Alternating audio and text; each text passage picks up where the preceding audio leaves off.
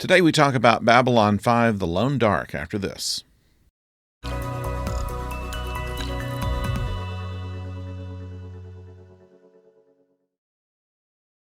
Hello out there, I'm the oldest nerd, and in The Long Dark we have a sleeper ship that comes in range of Babylon 5. It is the USS Copernicus, which was launched 100 years ago as a experiment in deep space and probably forgotten about, except by some historians by the time of Babylon 5, which is 2259.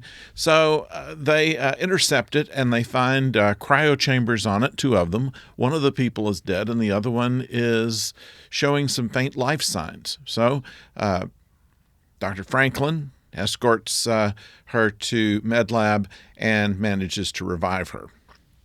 Now, in the meantime, we have an old veteran of the Minbari War who is obviously suffering from PTSD. His name is Amos. He senses something that is very evil coming this way, and that's what starts the plot working. Now, the thing I really like about this episode, first of all, is that Amos is played by Dwight Schultz. If you don't know who he was Reg Barkley on Star Trek The Next Generation. He was Howling Mad Murdoch on the A-Team. He's been in other things, and he plays eccentrics very well.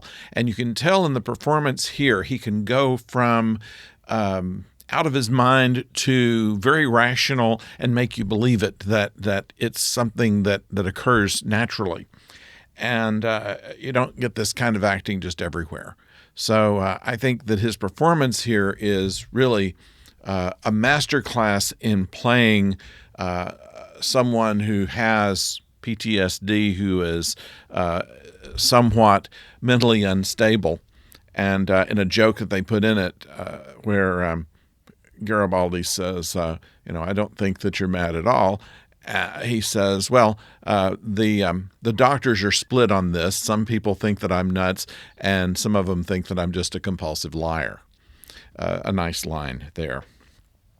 Another one that was good, by the way, they find themselves in a shootout near the end of the episode with Garibaldi and Sheridan and Ivanova. And Ivanova, as they're going in, says to Sheridan, you got a plan? He says, try not to get killed. She says, brilliant. Her way of expressing irony is entertaining to me. There's another good line from G'Kar when he is introduced to Mariah, the person from the past. He says, the future is not what it used to be.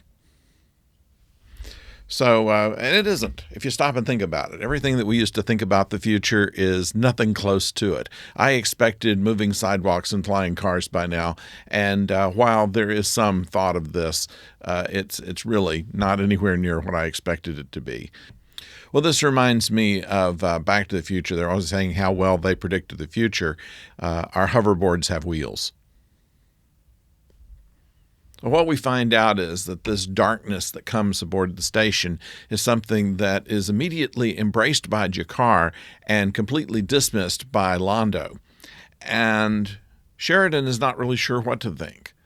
He's seen things that can't be explained, and whether he's going to fully believe what G'Kar does is unlikely, but at the same time, he's willing to think that maybe there's something to it.